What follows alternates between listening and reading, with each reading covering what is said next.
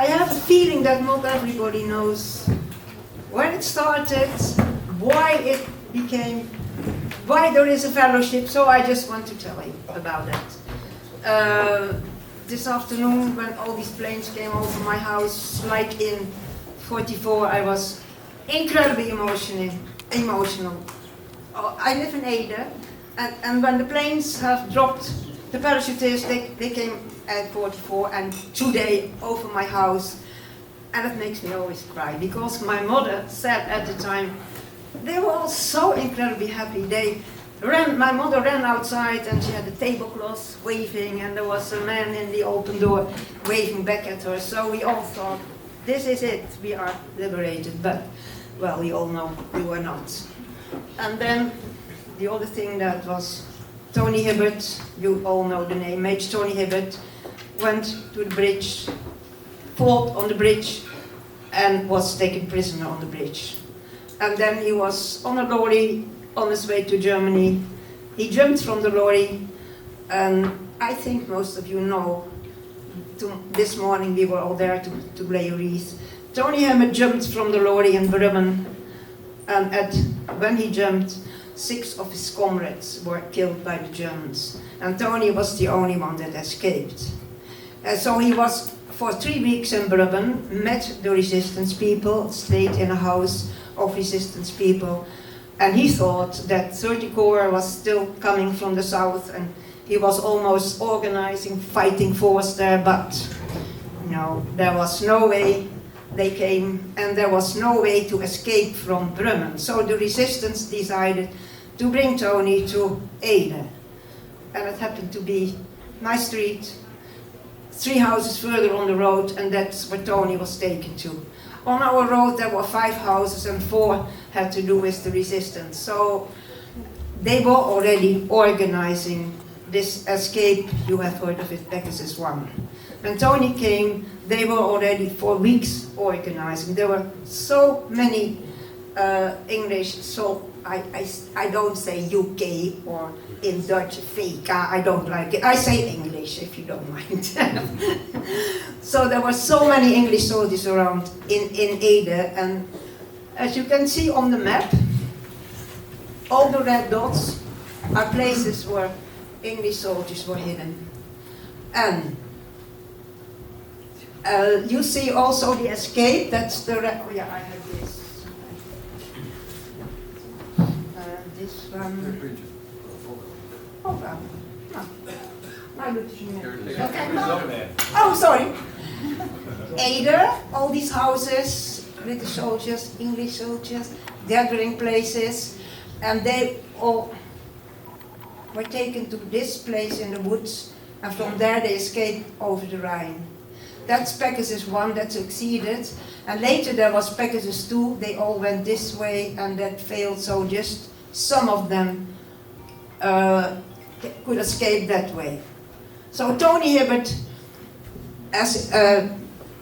was then on our road, so my parents met him, and after this all happened and went well, he came right back on the first day of our liberation, because he was so thankful.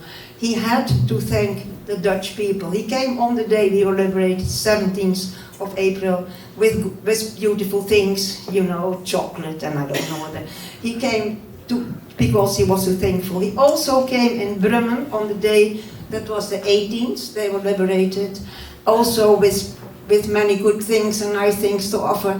And he was on the day that a man from the resistance, a policeman, was buried because he was killed by the Germans on the day before the liberation happened, and he knew that. So I have a picture that he's laying a wreath in Brummen. So Tony was always incredibly thankful to the Dutch people. So now I go 40 years after this, 84. Tony wanted to do something. I think he had more time. I think he sold his business. I forgot why it was. He had more time. He came and he wanted to organize that the escapees, he was going to look for them in England, and Dutch people that helped, he wants them to meet each other. So he found some of these old resistance people, and they were having meetings and so, but there was not so much happening. Then he asked me as a younger person to help. And that was a lot of work. I had things in the papers who helped English people to hide or to bring to different places. And I had so much response. So in '84 we had about 500 people, and we had the big Renkum, the sports hall, and we had this wonderful reunion, 500 people coming together, and we had General Hackett, and we had Dr. Lidmond Kessel, and many famous people, but also many veterans, and many Dutch people, farmers, many farms where they stayed and so on, like, oh, you saved my life. They saw each other for the first time again. It was incredible. So that was a wonderful thing. And what Tony also did, he had this made, well, you have to look at this later, a certificate. So the Dutch, that was made for the Dutch people. So British soldiers could put their name underneath, and the Dutch people could hang it on the wall. It's a thank you. And he, what is it now? Produced a medal. Oh, it's here. You can have a look later. Maybe you don't know, but this is what Tony Hibbert has produced. It's an Arnhem medal, and that was for the Dutch friends who helped them. So that's some of the things he did. And then 10 years later, we did something big again. We had an incredible success in the Province House in Arnhem. And we had again 500 people. And then we did every 5 years after that, we organized things. Always resistant people or civilian people, veterans. And it was always, he wanted to show his gratitude.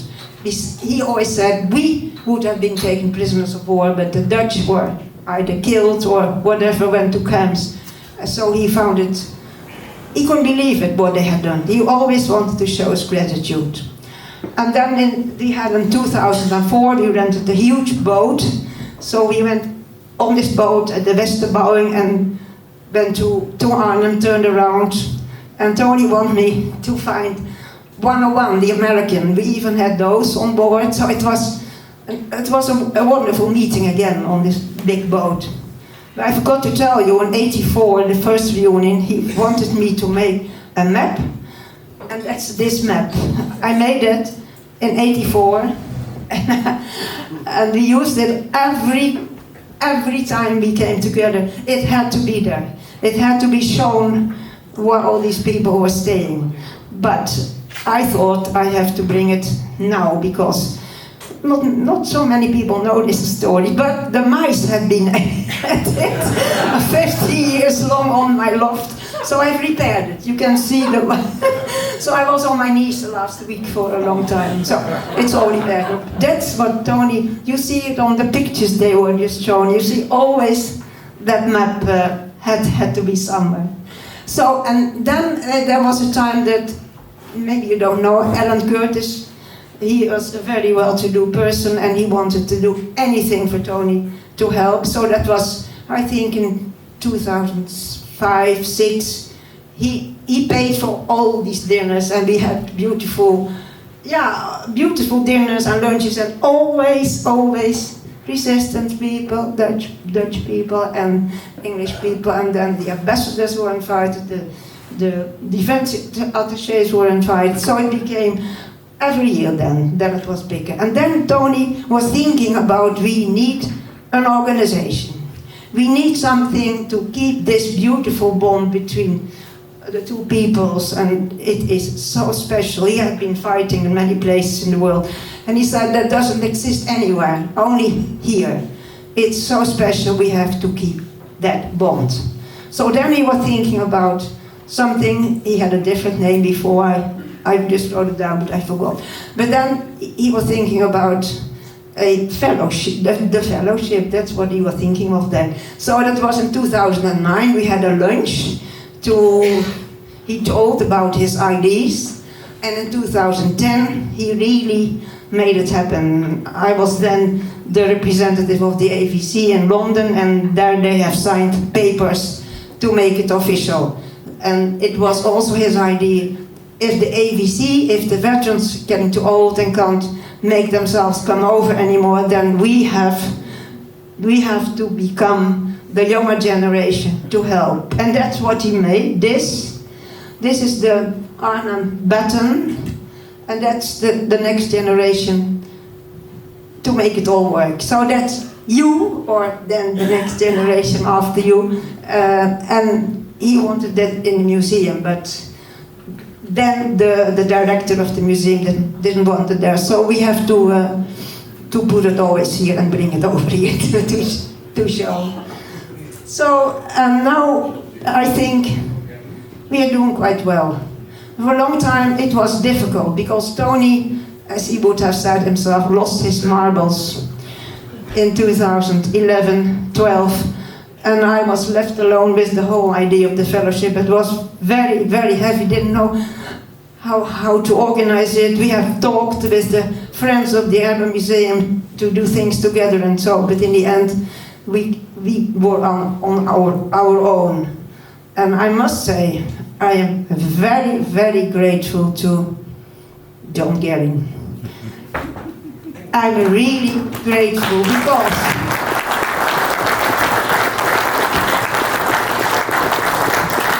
in my opinion he has saved it, and it is what he does is along Tony's ideas. That's what Tony wanted, the humanity, the friendship, what he does. So and I also want to thank the family, Ringma, Ab and Jeanette, and now the next generation. They have helped from 94 on. They are my neighbors. And that's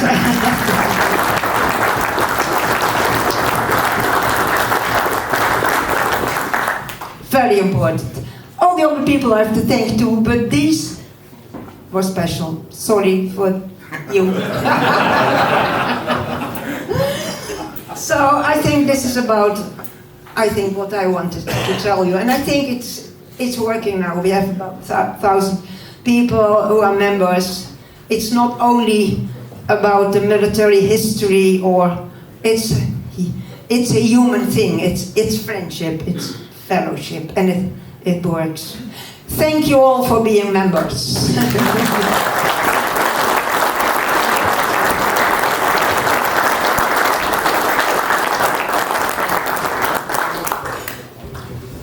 Thank you.